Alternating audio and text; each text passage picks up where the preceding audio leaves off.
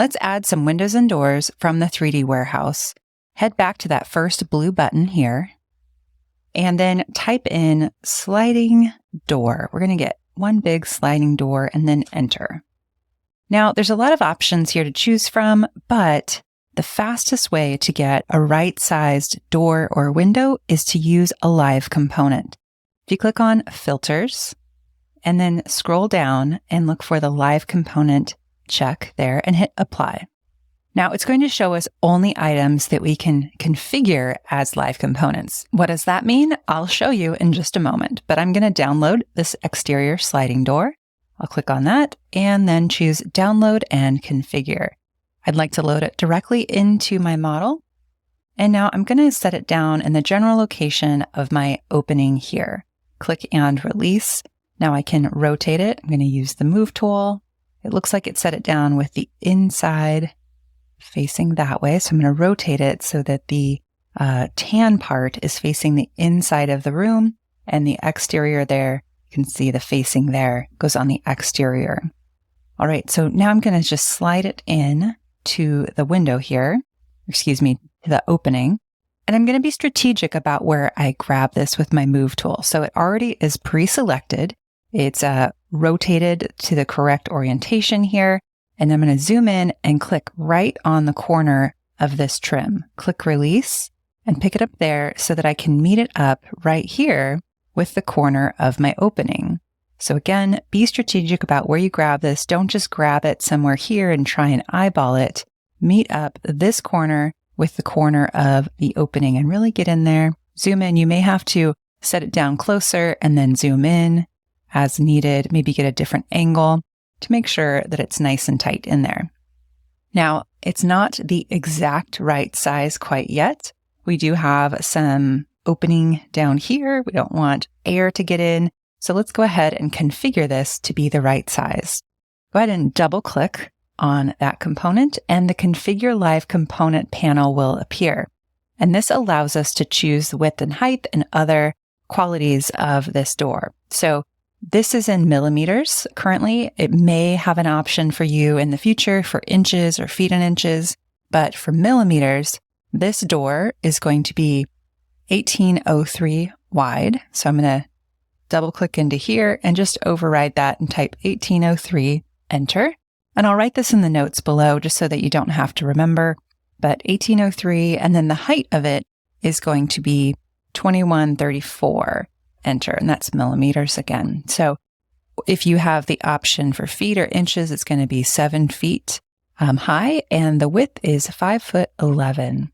All right, so now it has grown, but it grew upwards into my wall here. So I'm going to just hit the M for move and then move it right back, grab it right there by that corner and move it right back into place. All right, let's give it a look. And it looks like it's nice and flush there with the floor. There's a few other things that we can do if you double click back on this live component, is that we can flip it basically. We can make the opening on the other side if you need that for certain rooms, or you can also, switch them so that the slider is on the front. And I think I'm happy with the slider on the front, and that looks great. Let's move on to the window. Let's head back over to the 3D warehouse, and this time search Window, enter. And then head back to Filters. It doesn't hang on to that for us at this time, but I'm going to hit Apply. You can see Live Component is activated, and you can explore these as you need, but what I'm looking for is Contemporary Window. So I'll select that and hit Download and Configure. Okay. And then again, it's attached to my cursor. And this one, if I hover over the ground plane, it sinks it below. So I'm just going to click right here near the window opening. Now it looks like this is probably the exterior of the window. That's the interior. So I'm going to use my flip tool with this pre-selected, grab the flip here. And then what we're looking for is the green plane. So there's a lot of options here, but if you hover over here in this opening, it's the green. Click Release, and that flips it towards us. So this is the inside of the window. All right, let's double click onto it again to open this up. Now, if this isn't showing up for you, if it's just kind of showing an error, you may need to have a better internet connection or restart SketchUp, maybe save the file and do a restart. just so that you can kind of trigger this to reopen.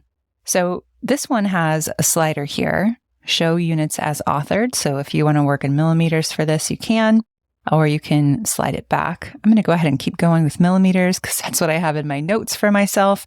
But I will also, again, put in the notes the inches or the feet and inches for all of these openings if you want to reference them. All right, so we've got a width of 914 millimeters, so 914, enter. You can see it widens automatically, which is the coolest thing about live components. We don't have to edit them ourselves. And then the height's going to be 1829, enter. And because I was pretty good with the middle placement of my window, it looks like it's in the right spot here. All right, so now for this model, I don't want these divider lines, so I'm going to bump that down and this one as well. But if you want it to be there, of course, go ahead and leave them, add whatever design you would like. All right, so now I'm going to leave the exterior color as is, but my glass tint, I don't really like it to be blue. I like it to be a little bit more gray, just because I don't want the blue to overpower the colors in my model. So I usually bump it over to something like that. And then lastly, if I use this drop down here for the frame color, I can change it over to oak, beech, teak, walnut, whatever you want. I'm going to do that. And I'm happy with that. Of course, you can change the frame depth and you explore all of these other sliders here, but I am liking the way it's looking. So I'll close out of that. And I might even just move it away from here and snap it back just to make sure that it's nice and tight, but it looks like I did a pretty good job. But if you didn't place yours right where it needed to be, you can, again, always just grab it by the corner as it's pre-selected, grab it by the corner, and then move it here to that opening. Now, this one is the exact same size, so there's no need to go back to the 3D warehouse to grab another one. I'm just going to use this one and make a copy. And to do that, we're going to use the Move Copy tool. So activate your Move tool. This should be pre-selected. So if it's not like this, go ahead and click on it with your Select tool. Now, M for Move. And if you look in the lower left-hand corner, it says Option equals Copy, Stamp, Move. And on a Windows machine, that's going to say Control. So tap your Control key if you're on a Windows or your Option if you're on a Mac. And then click Release on the corner here and move straight over here to the right. And you can see I'm playing it pretty fast and loose here with my view. I may need to kind of pan. I can actually pan while this is still active if I use my center scroll wheel of my mouse plus the Shift key. All right, so we do need to be able to see the corner. Click and release to set it. So again, I was really strategic with my movement here. I pre-selected the window so that I don't accidentally move something else. I tapped the M, then the Option or Control, and I didn't just grab it by the middle and then try and eyeball it. I grabbed it by the corner so that I could meet it up with this corner. It doesn't matter which corner you use, just make sure it's one of them. So Option, grab it by the corner, click Release to set it. And again, if you look in the lower left-hand corner, as you are using tools, it always gives you hints as to what you can do with those tools. All right, moving right along, we're going to add in our doors. So I'm going to hit Save, Command or Control S. And I like to do that before I head back to the 3D warehouse sometimes once I've done a good amount of work. So here in the panel, let's search door, enter. Back to Live Components. So go ahead and click back, Live Component, apply. All right, single swing door is what we're going to put in. Download and configure. Okay. And then click and release to drop it in your model. Now hit spacebar and double click onto it. All right. Again, I'm going to work in millimeters. I know we're working in feet and inches, but I've seen this kind of revert back to millimeters and not be able to get inches from it. So I just want to make sure that we have inches and millimeters. Again, both are in the notes below this video. All right, so the width of it, again, is going to be 914, which is 3 feet, 36 inches. And then the height of it is going to be 7 feet or 2134, enter. And that's the height. All right, so the frame color, I'm not loving it for this space. I am, going to just use the slider here but you can put in a hex code if you have the hex code of the paint color that you're using. That's a great option for that. Again, I'm going to lighten it up a bit. Just use the slider here. Nothing too scientific. You've got some options for the hardware. So if you want a rounded lever, a simple lever, push, there we go, push and pull. I'm happy with, I think, just the first one, or maybe even a knob. That's fine. You can change the finish of it.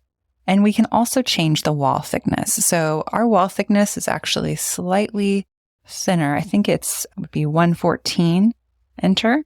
Let's check out here. Yeah, 4.5. That's about right. So it's about 4.5. So we want to make sure that the frame, the trim of the frame isn't too thick. And then lastly, our door does not, actually, let's see. Does it open? Let's open this one. It doesn't open the correct way. So I need to flip it so that they don't walk into the wall here. I'm going to flip this. And now they can open up into the bedroom and not have to walk around the door. Oh, we can also change the panel style. I think I want to do that.